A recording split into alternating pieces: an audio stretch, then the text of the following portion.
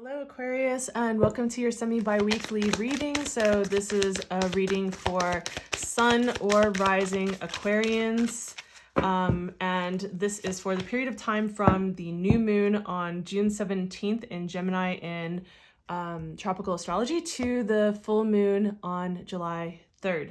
So that is the period of time that we're looking at, and these are meant to be short and sweet readings that just give us a little extra guidance, a little direction, a little divine direction to help navigate how to best utilize our time, energy, and attention for the best yield, as in terms of what we're building, where we're putting our energy. So, okay. And you may have noticed that recently I was incorporating a lot more astrology into these videos, and it was just making the videos really long. So I will put up on the screen, there's a video that I just put out right before these that has the astrology highlights for the last half of June. So, and it's timestamped so you can skip ahead to like wherever you want to go. So if you want to know more about this new moon, this lunation, what's happening during this 2-week period of time, it goes from the 15th until the 30th, and that's where it ends. But this reading is going until the full moon on July 3rd. So what area of life is being pointed out to you for where to put your time, energy, and attention? And we're looking at the first house, right? And the first house is definitely, it's a self house, right? It's all about the self. And this isn't to say like selfish, but this is to say self-directed and maybe focusing on the self and on what's happening in your life and what you're building.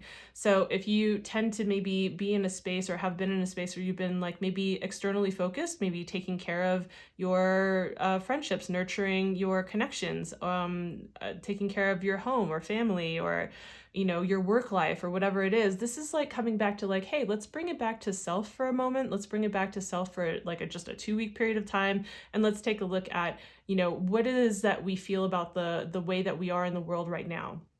How do you want to continue to explore the world? From what perspective? Where have things changed? Like just a check-in. Like this is just a check-in with you and taking a look at like what might need to shift and where you might want to go and what things you might want to make tweaks to in all areas of your life. I think it's a really great thing to come back and check in with yourself about and to like set some new intentions. I mean, talk about like the period of the moon that we're talking about right here, which is the waxing phase, right? And what you're building. And it's like, well, if you aren't clear, if we don't come back to revisit what it is that feels important to us or what we still want to go forward with creating or how we want to explore in our life, what we want to journey towards, what we want to create, all of these different things in all areas of our life.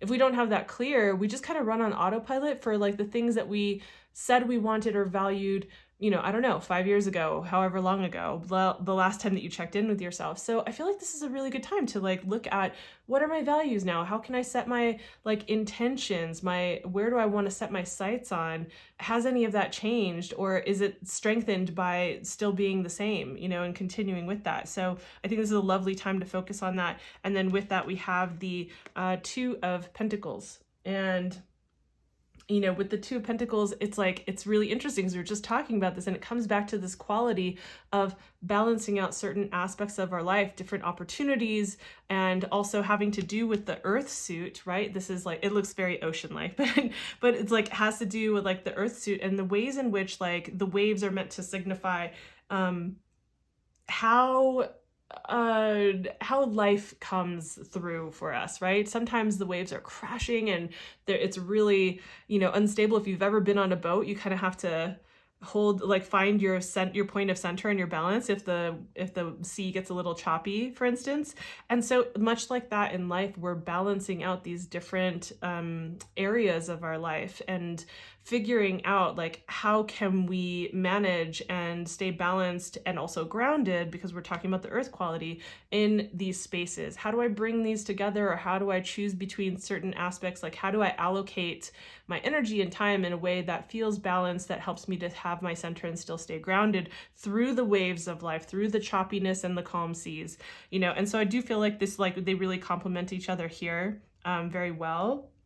So that's what I have showing up for you. Again, this is meant to be a short reading. So if you want to get the bigger picture and put this in the context of like, what does your overall June look like? I have an extended reading where I really go through more cards for the month for Aquarius. So you can check that out. I'll have that up on the screen. And then also the astrology for the last half of June is also up. So I'll have that up here as well. And it's timestamped, like I said, so you can skip ahead. So I hope that this was helpful. I hope that it kind of just like gave you something that felt resonant, or you're like, yep, that's an affirmation I needed. And if it did, please consider giving the video a like and also subscribing if you haven't, and hitting the notification bell, as it helps me build this channel. And that way you don't miss anything that I put out as I continue to experiment and bring in different content as the year goes on. So thank you for your time. Thanks for being here, and I will see you in the next video. Bye.